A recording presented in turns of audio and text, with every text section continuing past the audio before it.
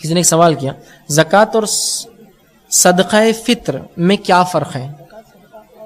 اچھا زکوٰۃ صدقہ اور فطرے میں، اچھا تین چیز زکوٰۃ صدقہ اور فطرے میں کیا فرق ہے؟ تو سب سے پہلی چیز تو یاد رکھیے صدقہ، ٹھیک،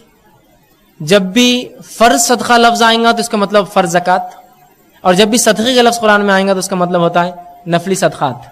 ٹھیک، جیسا کہ جو آیت میں نے آپ کے سامنے تلاوت کی سورہ توبہ کی انما الصدقات للفقراء والمساکین، آپ بولیں گے ہم تو زکوٰۃ دے رہے، لفظ کیا رہے ہیں لیکن صدقات ہے نا،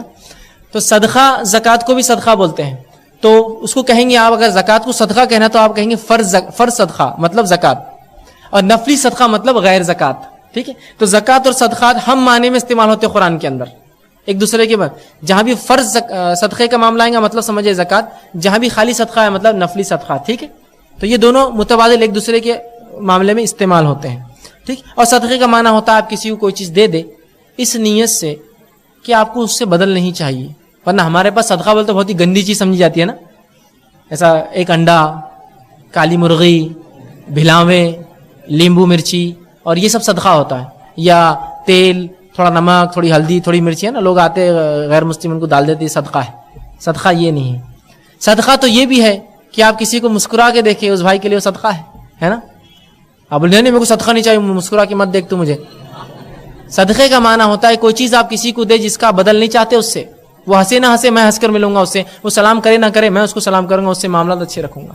تو یہ صدقہ ہے، ٹھیک، زکوٰۃ مال کو پاک کرنے والا صدقہ جس کو بولیں گے، وہ پیسہ جو آپ نکالتے ہیں جو مال کو پاک کرتا ہے وہ بن جاتا ہے زکوٰۃ، بہرحال یہ ہم معنی استعمال ہوتے ہیں۔ فطرہ کیا ہے؟ تو فطرہ یاد رکھیے عید الفطر میں دیا جاتا ہے، مطلب رمضان کے بعد جو عید آتی ہے ایک شوال کو، اس میں دیا جاتا ہے۔ اس کی حکمت یہ ہے کہ جو کوتاہیاں، لرزشیں، کمزوریاں روزے میں آئی ہوں گی اس کو یہ جو ہے فطرہ جو ہے پور کر دیتا ہے، ختم کر دیتا ہے۔ ایک بات وضاحت کر دوں، لیکن فطرہ جو ہے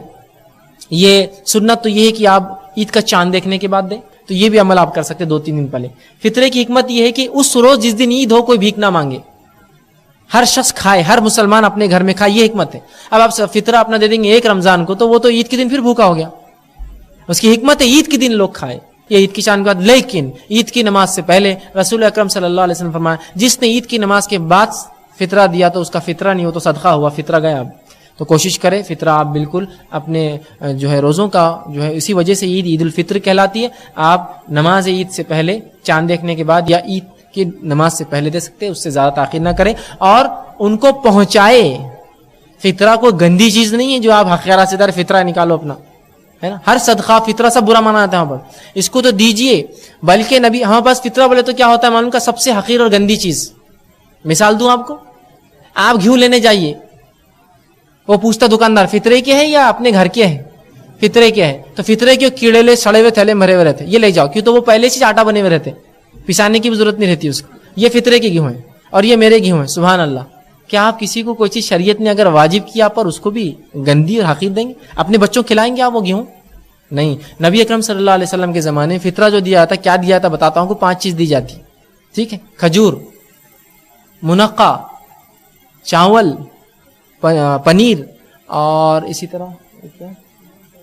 جو، ٹھیک ہے، یہ 5 چیزیں دی جاتی، روایت میں آتا ہے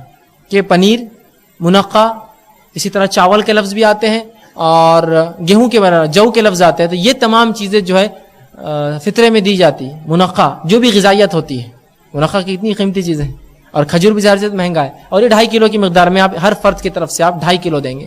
تو یہ تو